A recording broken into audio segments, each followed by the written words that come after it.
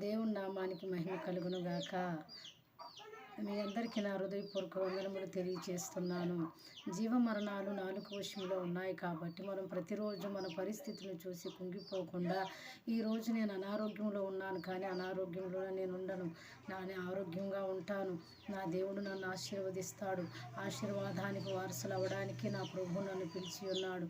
నా ప్రభు నాకు లేమిలో నేను ఇప్పుడు ఉన్నా, రేపు నేను సమృద్ధిలో ఉంటాను. ఈరోజు నేను విచారములో, దుఃఖములో, బాధలో ఉన్నా, రేపు నేను సంతోషంగా, ఆనందంగా ఉంటాను.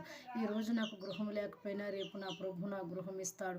ఈరోజు నాకు ఉద్యోగం లేకపోయినా రేపు నా ప్రభు ఉద్యోగం ఇస్తాడు అని చెప్పి మనం శుభవచనాలతో విశ్వాస భాషనే మనం పలికినప్పుడు మన ప్రభు మన పక్షముగా గొప్ప కార్యాలు చేసే దేవుడు. నువ్వు ఎప్పుడు దేవుడు ఏమి చేయలేదని చెప్పి నిరుత్సాహపడకుండా ఎల్లప్పుడూ దేవుని మీద నిరీక్షణ ఉంచిన ప్రతి భక్తులు కూడా వారి కష్టాల నుంచి వారు జయం పొందుకొని, విడుదల పొందుకొని బయటికి వచ్చి ఆశీర్వదించబడ్డారు. ఎగ్జాంపుల్కి నయోమి, రూతే వారిద్దరి జీవితాలకు ఇంటిలో పురుషుడే లేకుండా వారి జీవితాలు మూడైపోయి ఉన్నప్పుడు కూడా వారు దేవుని మీద నిరీక్షణ పెట్టి మా జీవితం ఇలా ఉండదని దేవుణ్ణి హత్తుకొని ఆశ్రయించి ముందుకు నడిచినప్పుడు వారు ఎంత ఆశీర్వదించబడ్డారో ప్రభు మనకు లేఖనముల ద్వారా తెలియచేసి ఉన్నారు. కాబట్టి ఎల్లప్పుడూ మనము ప్రభులో నిరీక్షణ పెట్టుకొని ప్రభు మమ్మల్ని దీవిస్తాడు, ఆశీర్వదిస్తాడు, హెచ్చిస్తాడు, గణపరుస్తాడు. మన స్థితి గొప్పగా ఉంటుందని మన నోటితో పలుకుతూ ఉండగా దేవుడు మనల్ని ఆశీర్వదించునుగాక. ఆమేన్.